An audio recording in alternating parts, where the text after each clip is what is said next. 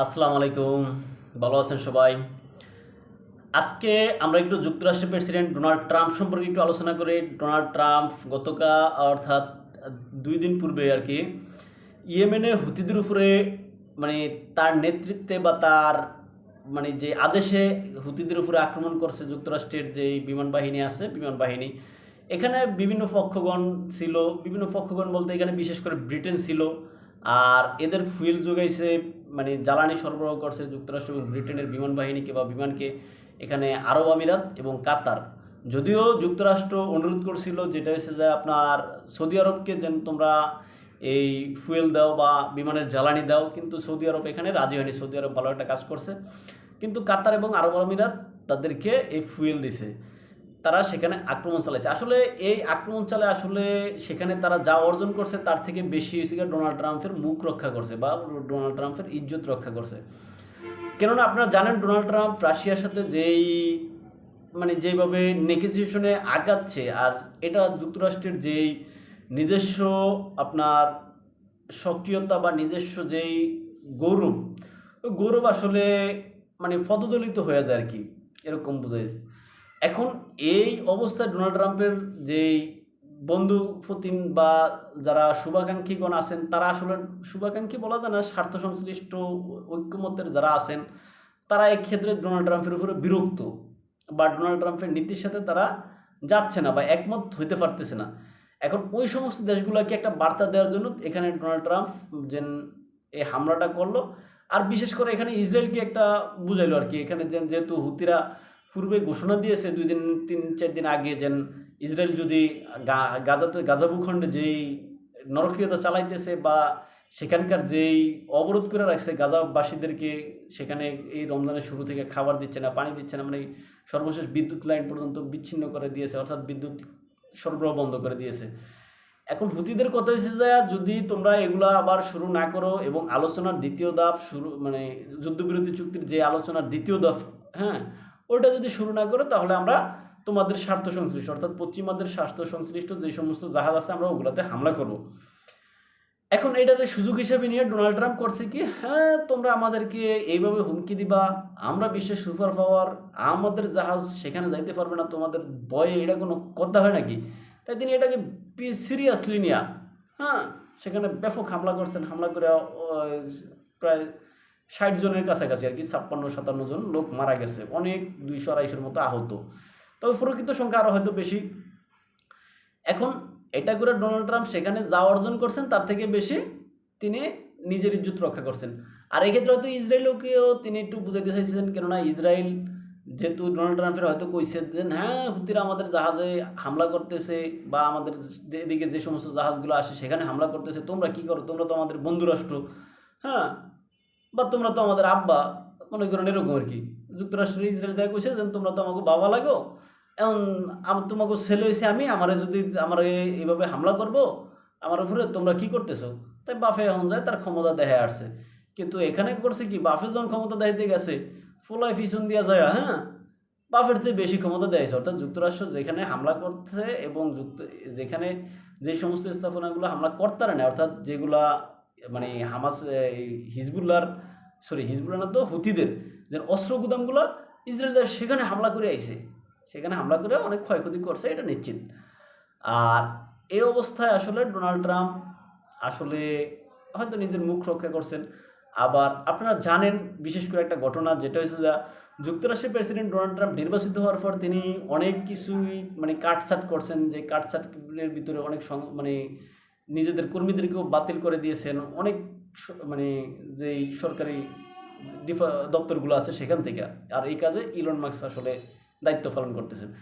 এখন Donald Trump করছে কি, তাদের যে একটা যে ছিল আপনার, তাদের যে মিডিয়াগুলো নিজস্ব বা ওই যুক্তরাষ্ট্রের নিজ দেশের যে সমস্ত মিডিয়াগুলো আছে ওগুলা ছাড়াও, ওগুলা পরিচালনার যে বোর্ড, ওই বোর্ড ছাড়াও আলাদা একটা তাদের বোর্ড ছিল, অর্থাৎ এই বোর্ডটা দ্বিতীয় বিশ্বযুদ্ধের পরে গঠিত হয়েছে। সেটা হচ্ছে যে আপনার এজেন্সি ফর গ্লোবাল আপনার media, agency for global media. আর এই মিডিয়া এটা তারা পরিচালনা করছিল সোভিয়েত ইউনিয়নকে লক্ষ্য করে, অর্থাৎ সোভিয়েত ইউনিয়নের বদনাম কারণে লেগে, এক কথায় যেন যুক্তরাষ্ট্রের টাকায় এটা সোভিয়েত ইউনিয়নের বদনাম করব। আর এইটা তারা এই যে এটা তারা আসলে এতদিন পর্যন্ত করছিল, রাশিয়ার বিরুদ্ধে বা সোভিয়েত ইউনিয়নের আশেপাশে যে সমস্ত রাষ্ট্রগুলো আসিল, হ্যাঁ, ওই সমস্ত রাষ্ট্রগুলোর নিজস্ব ভাষায় এই মিডিয়ার তারা পরিচালনা করতো। তার ভিতরে একটা হচ্ছে ভয়েস অফ আমেরিকা, তারপরে হচ্ছে গিয়ে ফ্রি ইউরোপ, ফ্রি মনে করেন এশিয়ান, হ্যাঁ, মিডিয়া, এরকম ইত্যাদি ইত্যাদি অনেক নামে আর কি, প্রায় 70-80টা, হ্যাঁ, এই এই এই এজেন্সি ফর গ্লোবাল মিডিয়া, এটার অধীনে প্রায় 70-80টা বিভিন্ন রেডিও মেডিও ইত্যাদি ইত্যাদি বিভিন্ন মিডিয়াগুলো ছিল।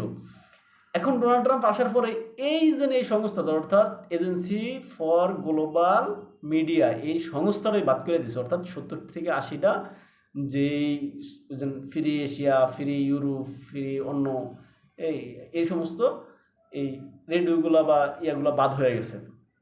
এখন বাদ হয়ে যাওয়ার কারণ কি? ডোনাল্ড ট্রাম্প যেহেতু বাদ দিছে তাই বাদ হয়েছে।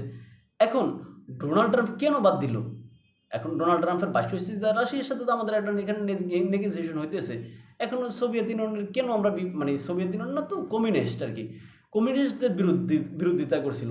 এখন ডোনাল্ড ট্রাম্প সেখানে যেহেতু তাদের সাথে ভালো একটা সম্পর্ক করে নিয়েছেন, ভালো একটা সম্পর্ক কোন হিসাবে ধরেন, যেমন এই গত 2-3 দিন পূর্বে হুতিদের উপরে আক্রমণ হওয়ার আগে, মানে যুক্তরাষ্ট্র হুতিদের উপরে আক্রমণ করার পূর্বে যুক্তরাষ্ট্রের আপনার পররাষ্ট্রমন্ত্রী মার্ক রুবিও আর কি, হ্যাঁ, তার সাথে রাশিয়ার পররাষ্ট্রমন্ত্রী সের্গেই ল্যাভরভের সাথে ফোনে আলোচনা হয়েছে। অর্থাৎ সেখানে তারা এই বিষয়টা রাশিয়াকে জানাইছে যে আমরা হুতিদের উপরে আক্রমণ করতে যাইতেছি বা যাচ্ছি, তোমাদের কি কোনো সমস্যা আসেনি?